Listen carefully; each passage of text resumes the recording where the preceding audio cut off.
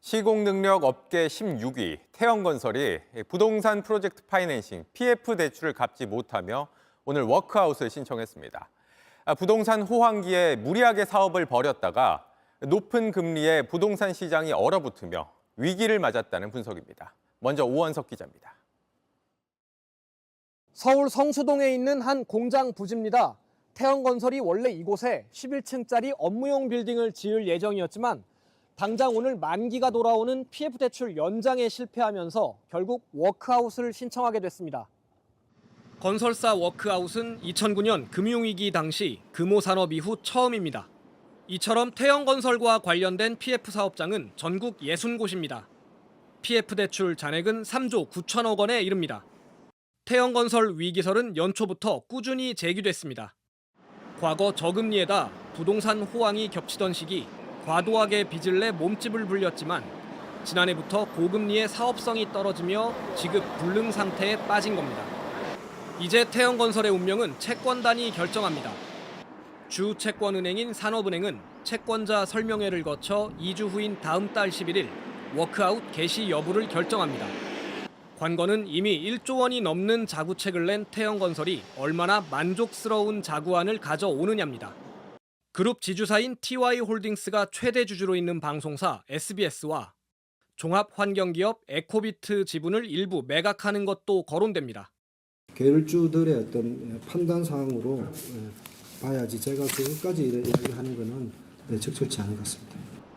다만 SBS 지분 매각엔 방통위 승인이 필요합니다. TY홀딩스는 오늘 SBS 사내 게시판에 SBS 주식 매각이나 담보 제공 가능성은 사실상 없다고 일축했습니다. JTBC 오원석입니다. 문제는 태영건설에 이어 다른 건설사들이 연쇄적으로 자금난을 겪을 수 있고 이게 금융권 위기로도 번질 수 있다는 겁니다. 대형 건설사 가운데는 PF 대출이 수조 원에 달하는 경우도 있는데 정부는 건설업계 전반의 문제는 아니라며 진화에 나섰습니다. 이상화 기자입니다. 금융당국은 태영건설이 워크아웃을 신청한 지 1시간여 만에 브리핑을 열고 진화에 나섰습니다.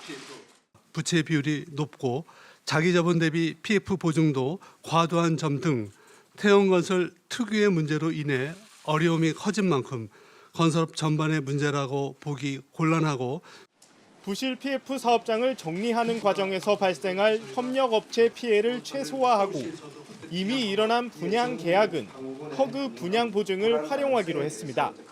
하지만 막대한 규모로 PF 대출 보증을 선 건설업계는 이미 초긴장 상태입니다.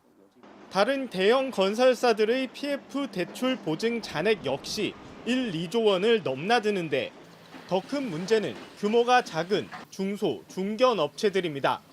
여파가 이제 건설업계 전반으로 미치는 거니까 건설업 침체가 심화될 것 같고 중소 건설사들의 PF 상환이 압박이 좀 들어올 것 같은 게 더 큰 문제인 거죠. PF 대출 연체율이 급등하는 가운데 논란 금융권이 대출금 회수에 나설 경우 중소업체들은 직격탄을 맞을 수 있습니다. 돈을 돌려받지 못하면 시장에 자금이 마르는 후폭풍도 우려됩니다. 태영건설의 은행권 대출 규모는 7천억 원에 달합니다. 금융권에서는 워크아웃이 진행되면 일부는 손실이 불가피하다는 분석이 나옵니다. 시중은행 말고도 증권사와 저축은행 등도 PF 대출에 대거 물려 있는데 부실이 본격화할 경우 시차를 두고 실적에 악영향을 미칠 수 있습니다. JTBC 이상화입니다. 건설사들이 부동산 개발 사업을 내세워서 금융사로부터 자금을 빌리는 걸 프로젝트 파이낸싱, PF 대출이라고 합니다. 그런데 앞서 보신 것처럼 시장이 얼어붙으면서 건설사들이 위기를 맞고 있고 이게 PF 대출 부실로 이어지며 은행들이 줄줄이 무너지는 금융위기로 번질 수 있다는 우려가 나옵니다. 이어서 이상화 기자입니다. 서울 용산구 이태원역 근처 공사 현장입니다. 펜스가 쳐져 있지만 공정은 멈췄습니다. 한 업체가 4층짜리 건물을 짓기 위해 500억 원 규모의 PF 대출을 받아 개발을 진행하던 곳입니다. 하지만 지난 7월 지급 불능 상태에 빠지면서 결국 공매로 넘어간 겁니다. 역세권의 수익성도 좋다고 판단했지만 이태원 참사에다 건설 경기 침체까지 겹치며 건설사를 정하지도 못했습니다. 이렇게 경매나 공매에 넘어간 사업장은 지난해 말 70곳에서 올해 배 가까이 급증했습니다.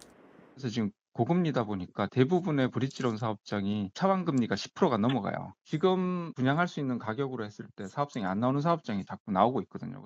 국내 PF 대출은 고금리가 길어지면서 불어났는데 이제 134조 원에 이릅니다.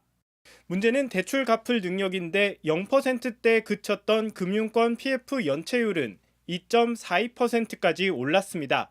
저축은행 PF 연체율은 5%대입니다. 사업장들이 동시다발로 부도를 내면 돈을 받지 못한 금융권 역시 도미노처럼 쓰러질 수 있습니다. 발등에 불이 떨어진 금융당국은 연착륙을 위해 부실 사업장은 억지로 살리지 않는 식으로 옥석 가리기에 나설 걸로 보입니다. JTBC 이상화입니다.